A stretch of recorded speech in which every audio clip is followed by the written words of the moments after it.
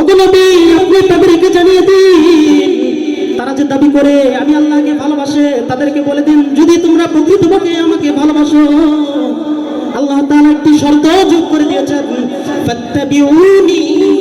ওগো নবী বলে দেন আপনি নবীর অনুসরণ যেন তারা প্রকৃতপক্ষে করে। নাহমাদুহু ওয়া নুসাল্লি আলা রাসূলিল কারীম। আম্মা বা'দ ফাআউযু বিল্লাহি মিনাশ শাইতানির রাজীম। বিসমিল্লাহির রাহমানির রাহিম। قل إن كنتم تحبون الله فاتبعوني يحببكم الله ويغفر لكم ذنوبكم والله غفور رحيم صدق الله العظيم. وقال النبي صلى الله عليه وسلم لا يؤمن أحدكم حتى أكون أحب إليه من والده وولده والناس أجمعين أو كما قال عليه الصلاة والسلام.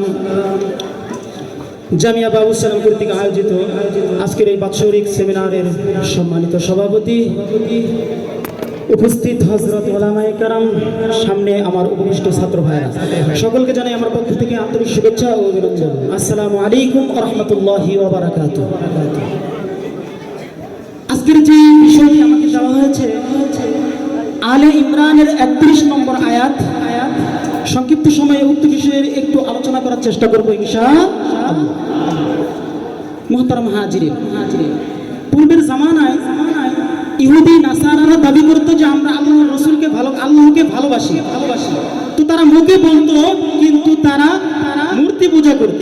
তখন তাদেরকে জিজ্ঞাসা করা হলো তোমরা মূর্তি পূজা করছো তো অথচ বলতেছো আল্লাহকে ভালোবাসি, এর কারণটা কি? তখন তারা ডাক দিয়ে বলল আমরা আল্লাহকে ভালোবাসি, মূর্তি পূজা করার দ্বারা তার বহির প্রকাশ করতেছি। জোরে বলেন নাউজুবিল্লাহ। মুহতারাম হাজিরিন, তখন আল্লাহ তাআলা কোরআনের আয়াত রাসূলুল্লাহ সাল্লাল্লাহু আলাইহি ওয়াসাল্লামকে ওহীর মাধ্যমে জানিয়ে দিলেন, ওগো নবী আপনি তাদেরকে জানিয়ে দিন, কুল ইন কুনতুম তুহিব্বুনাল্লাহ। ওগো নবী আপনি তাদেরকে জানিয়ে দিন, তারা যে দাবি করে আমি আল্লাহকে ভালোবাসে, তাদেরকে বলে দিন যদি তোমরা প্রকৃতপক্ষে আমাকে ভালোবাসো, আল্লাহ তাআলা একটি শর্ত যোগ করে দিয়েছেন, ফাত্তাবিউনি। ওগো নবী বলে দেন আপনি নবীর অনুসরণ যেন তারা প্রকৃতপক্ষে করে। ভালোবাসতে হলে প্রকৃত অনুসরণ করতে হবে কার? নবীজির।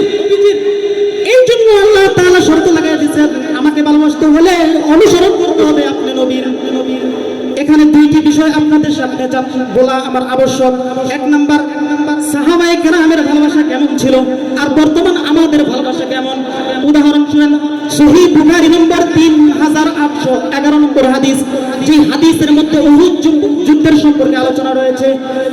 উহুদ যুদ্ধে পরিস্থিতি ভয়াবহ, সকল সাহাবী রাসূল থেকে পৃথক হয়ে গেছে, কিন্তু একজন সাহাবী নাম তার আবু তালহা, তিনি সামনে বসে তিনি রাসূল সাল্লাল্লাহু আলাইহি ওয়াসাল্লামকে ধরে এক সাইডে রাখলেন, তার সামনে আবু তালহা দাঁড়ায় গেলেন।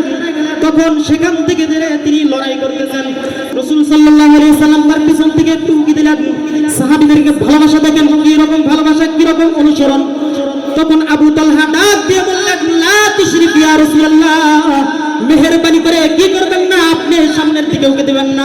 রাসূল বলল কেন উকি দিব না? তখন আবু তালহা ডাক দিয়ে বললেন ওগো রাসূল আপনি যদি এখান থেকে উকি দেন আমার ভয় হয়, আমার ভয় হয় না জানি ওই কাফেরের তীর এসে আপনি রাসূলের শরীর মুবারকে লেগে যায়। সাহাবায়ে ভালোবাসা দেখাইছে রাসূল সাল্লাল্লাহু আলাইহি ওয়াসাল্লামকে মৃত্যুর মুখে, সেখানে তার বুককে ভঙ্গর করে চাপে দিচ্ছেন। তারপরে নমুনাটা দেখেন, ওগো রাসূল।